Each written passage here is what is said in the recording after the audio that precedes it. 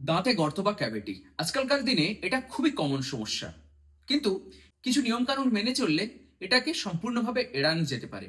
নমস্কার, আমি ডক্টর সৈকত ভক্তা। আজকে আমি আপনাদের বলবো কিছু টিপস ক্যাভিটি ফ্রি টুথ পাওয়ার জন্য। দিনে দুবার ব্রাশ করুন। সকাল বা রাতে ফ্লোরাইড টুথপেস্ট দিয়ে ব্রাশ করার চেষ্টা করুন। মিষ্টি কম খান, যেমন কোল্ড ড্রিঙ্কস, মিষ্টি, চকলেট এই টাইপের জিনিস একটু কম খান। বা তাছাড়া চিপস জাতীয় জিনিস, মানে যেগুলো দাঁতে খুব আটকে থাকতে পারে, এই টাইপের খাবার একটু অ্যাভয়েড করার চেষ্টা করবেন। ব্রাশ সব জায়গায় পৌঁছতে পারে না, তাই দাঁতের মাঝে যে খাবারগুলো ফেসে থাকে সেগুলোকে পরিষ্কার করার জন্য ফ্লস বা ইন্টারডেন্টাল ব্রাশ ব্যবহার করুন। যে কোনো খাবার খাওয়ার পরে জল দিয়ে মুখ ধোয়ার অভ্যেস, কারণ দাঁতের মধ্যে যে ফুড পার্টিকেলস গুলো জমে থাকে সেগুলোই আপনার দাঁতকে নষ্ট করে, তাই সেগুলোকে পরিষ্কার করে ধুয়ে দেওয়ার দায়িত্বটা আপনার সম্পূর্ণ নিজের।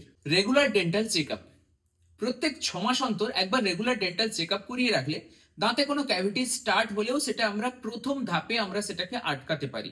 দাঁতে ক্যাভিটি হলে সেটাকে ইগনোর করবেন না, কারণ প্রথমে ছোট্ট একটা ক্যাভিটি পরে বড় আকার ধারণ করতে পারে, এমনকি দাঁতে রুট কানাল ট্রিটমেন্ট পর্যন্তও চলে যেতে পারে বা দাঁতটা তুলে দেওয়ার সিচুয়েশনও চলে আসতে পারে।